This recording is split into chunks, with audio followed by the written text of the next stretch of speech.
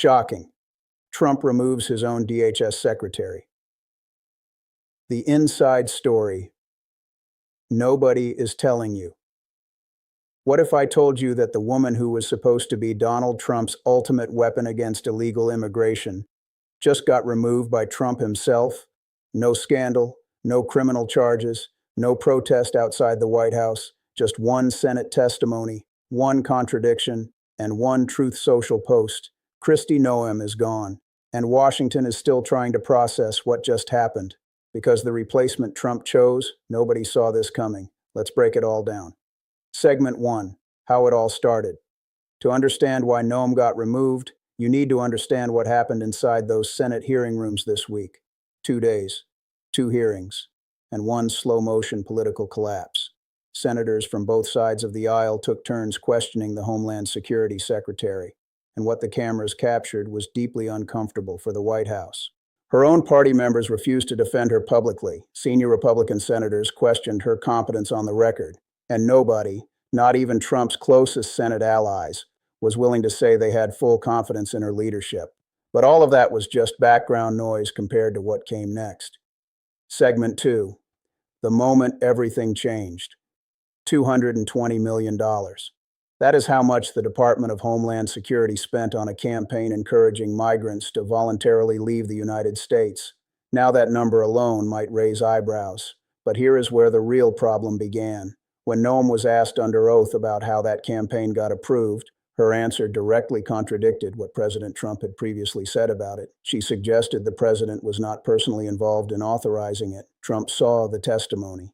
And for anyone who has followed this administration closely, you already know there is one thing Donald Trump will not tolerate from the people who work for him: being contradicted in public. It does not matter if it was unintentional. It does not matter if the context was complicated. The moment those words left her mouth on live television, Kristi Noem's days at DHS were numbered.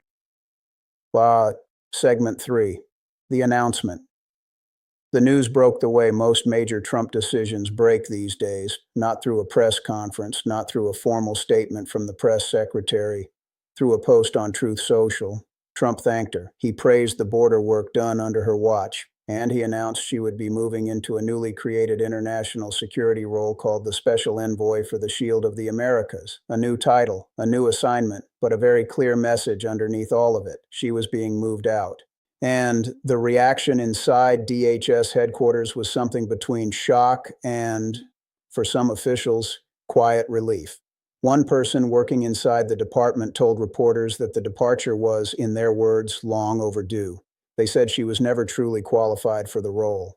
That kind of statement, from inside the building, on the day of the announcement, tells you everything about the environment she was working in.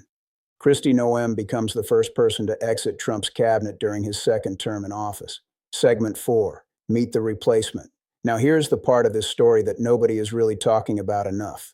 Trump did not go out and find some experienced national security veteran to run the most powerful law enforcement agency in the country. He picked Markwayne Mullin, a plumber from Oklahoma. Seriously, let me give you the full picture because this man's background is genuinely fascinating. Mullin grew up in a small rural town. His family ran a plumbing business. When his father became too ill to keep the company running, Mullin, then just 20 years old, walked away from his college wrestling scholarship and took over the business himself. He built it from a struggling local operation into the biggest plumbing and services company in his region. From there, he went into politics, 5 terms in the House, then a Senate seat in 2023. He is now one of the most recognizable Republican faces on cable television. Loud, aggressive, and completely unfiltered.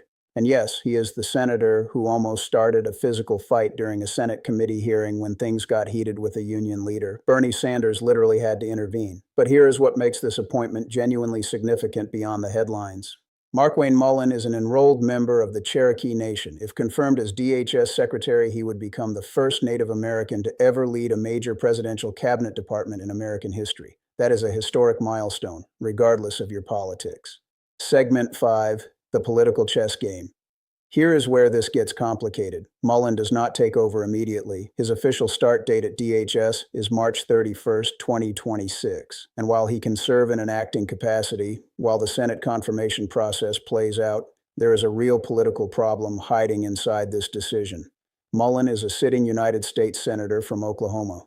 Republicans currently hold only a very narrow majority in the Senate. The moment Mullin steps down from his Senate seat to join the cabinet, Oklahoma Governor Kevin Stitt will need to appoint a temporary replacement. That creates uncertainty. That creates a brief window of vulnerability for the Republican majority. Trump clearly decided it was worth it, and on the policy side, nothing changes. Mullin has been one of the loudest voices for aggressive immigration enforcement in the entire Senate. He supported the border security measures in Trump's sweeping legislative package. He has been on television defending deportation policies more times than anyone can count. The direction stays exactly the same. The only thing changing is who is delivering it. Segment 6. What this moment really means. Step back for a second and look at the bigger picture here. Kristi Noem was not fired because of a crime. She was not forced out by Congress. She was not brought down by some massive public scandal. She was removed because she said something on television that Trump did not like. That is it. That is the whole story. And that tells you more about how this White House operates than 100 press briefings ever could.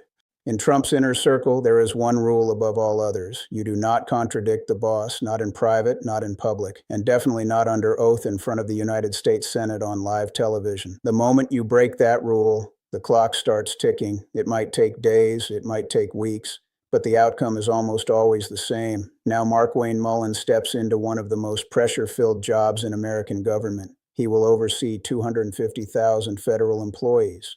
He will manage ICE, FEMA, the Coast Guard, the TSA, and a southern border operation that has been at the center of American political debate for years. The question is not whether he is loyal enough for Trump. That part is obvious. The real question is whether loyalty alone is enough to run a department this complicated. And the answer to that question, we are going to find out very soon. If you found this breakdown valuable, subscribe and turn on notifications, because this story is far from over. I'll see you in the next one.